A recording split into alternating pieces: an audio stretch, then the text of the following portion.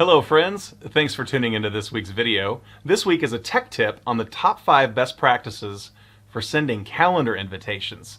You'll want to watch this one. It's going to make your calendar invites much more effective. Okay, the first thing you're going to want to do is figure out how to do a title for your calendar invite.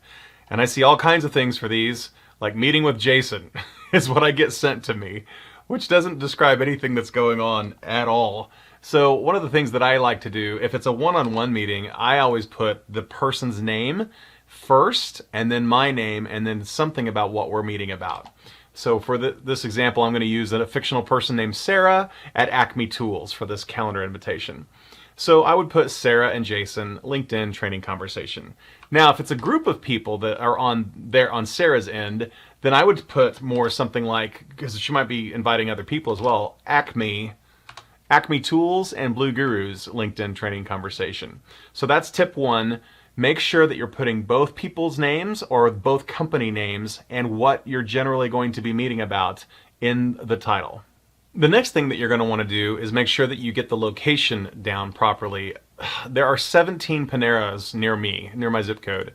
So I think it's important to say, the actual street address for the Panera.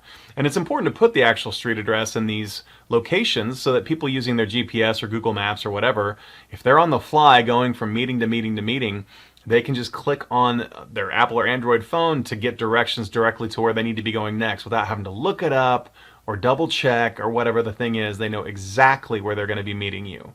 The third tip that I love to give to people, it saves so many problems. How many times have you been sitting someplace meeting somebody and you get nothing from them, but it's because they didn't have your phone number in their contact records yet, so they didn't know how to call you, and they were running around like crazy and they end up 15 minutes late, and that's what they tell you.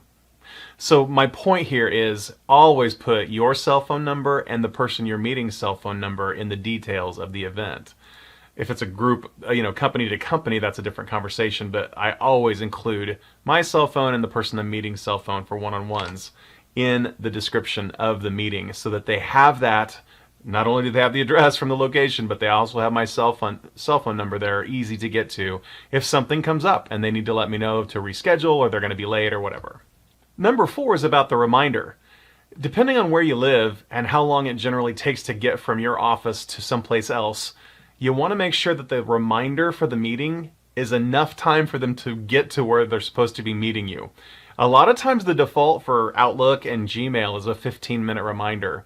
I set mine to 30 minutes, and that gives most people the time they need to get from their office to pretty much anywhere in the KC Metro, at least close. 30 minutes gives them enough time to get there. So I always make sure right here that the notification is 30 minutes out. And the final tip is about the agenda for your meeting.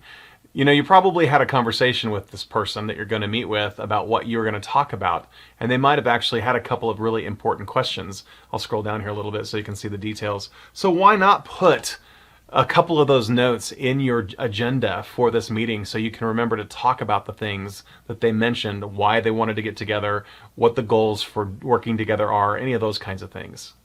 And that's it. If you do those 5 things, your calendar invitations are going to be so much more effective. And you're going to avoid things like people being late, standing you up, not knowing who to call, not knowing where to go, all of those things. And really, it just makes you look more professional.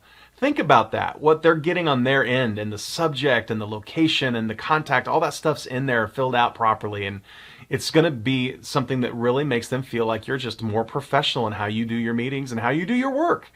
So I think it's really important to really learn those 5 things. If you're not doing it, hopefully you picked up one thing that you're not doing, maybe putting the cell phone numbers of both parties in the details. And I hope you like this tech tip. If you know somebody else that could use this one, please forward it on. And if you're not subscribed yet to the channel, I'd really appreciate that. I'll see you next week.